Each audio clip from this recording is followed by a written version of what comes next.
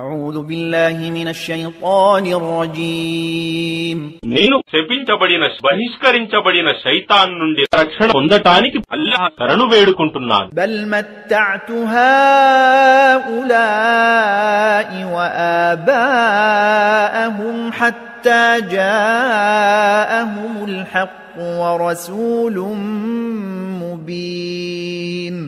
వాస్తవానికి నేను వారికి మరియు వారి తండ్రి తాతలకు ప్రాపంచిక సుఖ సంతోషాలను ఇస్తూనే వచ్చాను. చివరకు వారి వద్దకు సత్యం మరియు దానిని స్పష్టంగా వివరించే దైవ ప్రవక్త కూడా వచ్చాడు.